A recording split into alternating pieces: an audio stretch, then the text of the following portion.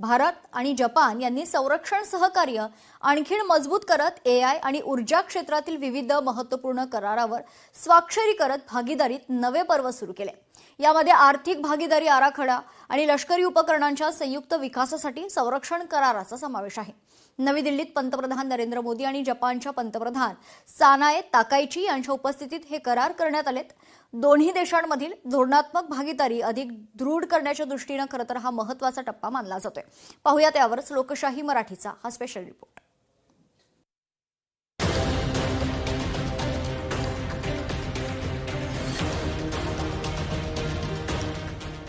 Bharat Japan भागीदारीत नवे पर्व। वर्षभरात 100 पेक्षा जास्त व्यापारी करार। संरक्षण, एआय आणि ऊर्जा क्षेत्रात महत्त्वाचे करार। भारत आणि जपानच्या अर्थव्यवस्था एकमेकांना पूरक आहेत। सांस्कृतिक मूल्यांपासून ते आधुनिक तंत्रज्ञानापर्यंत आमच्या विचारसरणीत आणि दृष्टिकोनातही साम्य आहे। तसेच दोन्ही देशाच्या संबंधांचा पाया अतूट परस्पर विश्वासावर आधारलेला आहे। यातून दोन्ही देशांमधील संबंधांमध्ये वाढत असलेली एकरूपता दिसून येते। जपानचे अचूक तंत्रज्ञान आणि भारताची सॉफ्टवेअर क्षमता यांचा संगम कृत्रिम बुद्धिमत्तेच्या क्षेत्रात नवी गती आणि बळ देईल। दोन्ही बाजूंनी आर्थिक सुरक्षेसाठी एक संयुक्त कृती आराखडा तयार केलाय। याद्वारे सेमीकंडक्टर्स, क्वांटम आणि प्रगत सामग्री यांसारख्या धोरणात्मक क्षेत्रांमध्ये पुरवठा साखळीची लवचिकता आणि क्षमता बळकट करण्यात येईल, असा विश्वास पंतप्रधान नरेंद्र मोदी यांनी व्यक्त केलाय। पिछले कई दशकों में ऑटोमोटिव से लेकर इलेक्ट्रॉनिक्स तक जापान ने भारत की ग्रोथ स्टोरी का अहम हिस्सेदार बनकर दोस्ती और विश्वास की एक अमूल्य पूंजी बनाई है। और आज प्राइम मिनिस्टर ताकाइची की यात्रा से हम अपनी special strategic and global partnership के नए अध्याय की शुरुआत कर रहे हैं। भारत आणि जपान हे दोन्ही देश आज जगातील सर्वात मोठ्या अर्थव्यवस्थांपैकी एक आहे। एक मुक्त, समृद्ध आणि नियमांवर आधारित इंडो पॅसिफिक क्षेत्र ही आमच्या सामायिक प्राधान्यक्रमाची बाब आहे। या क्षेत्रातील सर्वात मोठ्या लोकशाही आणि बाजारपेठीय अर्थव्यवस्था म्हणून आज आम्ही अनेक महत्त्वाचे पुढाकार घेतले।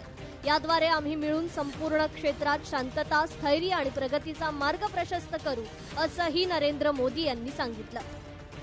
आज भारत और जापान दोनों ही विश्व की सबसे बड़ी इकोनॉमीज में से है। एक फ्री, प्रॉस्परस और रूल्स बेस्ड इंडो पैसिफिक हमारी साझा प्राथमिकता है। क्षेत्र की सबसे बड़ी डेमोक्रेटिक और मार्केट इकोनॉमीज के रूप में आज हमने कई महत्वपूर्ण पहल की हैं।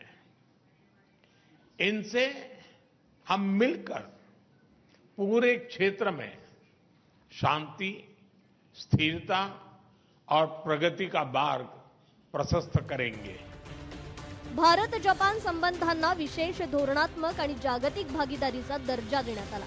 2027 मध्ये दोन्ही देशांमधील राजनैतिक संबंधांच्या स्थापनेला 75 वर्ष पूर्ण होत असताना व्यापार आणि गुंतवणूक, आर्थिक सुरक्षा, संरक्षण आणि सुरक्षा, विज्ञान आणि तंत्रज्ञान, संस्कृती तसेच जनसंपर्क यांसारख्या विविध क्षेत्रात सहकार्य अधिक दृढ होतोय, असे गौरवोद्गार जपानच्या पंतप्रधान सानाए ताकाई यांनी काढले। We confirmed that we are on the same page and develop this relationship as brother and sister.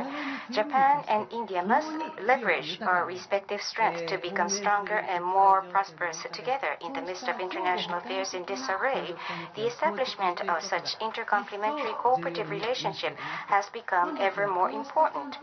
From such perspective, as Prime Minister Modi and I engaged in discussions over diverse issues, we again were reminded of the many goals we share. Japan भारतात 10 trillion येन म्हणजे सुमारे 62.2 अब्ज dollars गुंतवणूक करणार। दोन्ही देशांचा आर्थिक सुरक्षेसाठी संयुक्त आराखडा तयार आहे।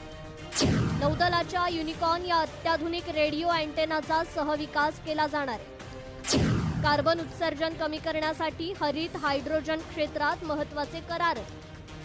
1000 बायोगॅस आणि सेंद्रिय खत प्रकल्पांसाठी जपान तंत्रज्ञान आणि आर्थिक सहाय्य पुरवणार आहे.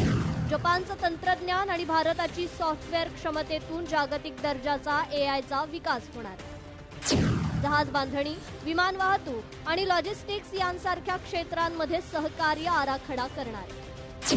जपान इंटरनॅशनल कोऑपरेशन एजन्सीद्वारे भारतातील पायाभूत सुविधा प्रकल्पांना तांत्रिक सहाय्य आहे.